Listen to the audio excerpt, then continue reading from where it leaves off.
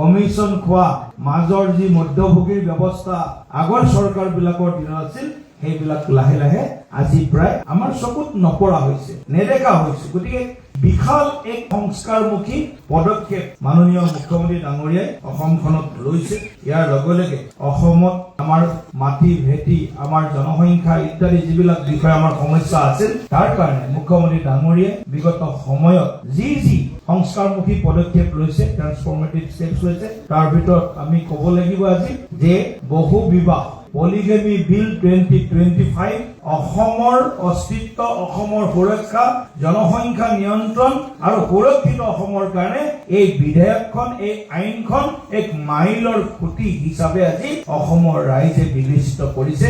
Polygamy বিল 2025 তেওঁলোক কেৱল মাত্ৰ ঘৰৰ কাম কৰা বা সন্তান জন্ম দিয়া মেচিন নহয়। বহু বিবাহৰ লগত বাল্য বিবাহ, চাইল্ড মেৰেজে বাল্য বিবাহৰ নিচিনা এটা কুপ্ৰথা, সামাজিক বেদী এটাক নাইকিয়া কৰাৰ কাৰণে মাননীয় মুখ্যমন্ত্ৰী ডাঙৰীয়াই অসমত যি সাহসী আৰু বলিষ্ঠ পদক্ষেপ লৈছে, এই গোটেই কথাবিলাকে আজি আমাৰ ধনীসকলৰ সন্মান, বাইদেউসকলৰ সন্মান, পুৰুষ আৰু মহিলা সমানে মৰ্যাদাপূৰ্ণভাৱে আগবাঢ়ি যাব লাগিব।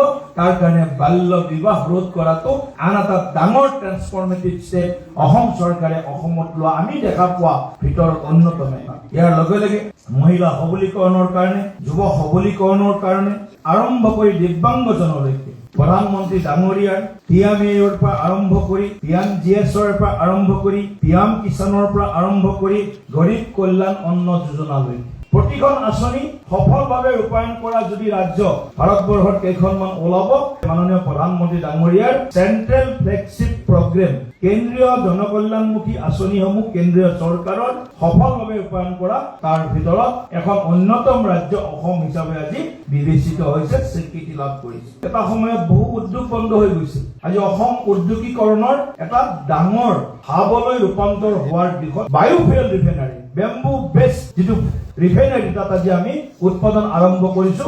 ভাৰতবৰ্ষৰ ভিতৰত, এছিয়াৰ ভিতৰত হয়তো এইটো ৰিফাইনাৰী উল্লেখযোগ্য 2-3টা ৰিফাইনাৰীৰ ভিতৰত অন্যতম। গতিকে এটাৰ পিছত এটা উদ্যোগীকৰণ, উদ্যোগ হওক, পৰ্যটন হওক, বাণিজ্য হওক, সকলো দিশত মুখ্যমন্ত্ৰী ডক্টৰ হিমন্ত বিশ্ব শৰ্মা ডাঙৰীয়াই প্ৰধানমন্ত্ৰী ডাঙৰীয়াৰ আশীৰ্বাদ শিৰোধাৰ্য কৰি আৰু তেখেতৰ পথকে অনুসৰণ কৰি আজি ৰাজ্যখনক এক বিকশিত, স্বাৱলম্বী আৰু সুৰক্ষিত হিচাপে গঢ় দিয়াৰ বাবে চেষ্টা কৰিছে।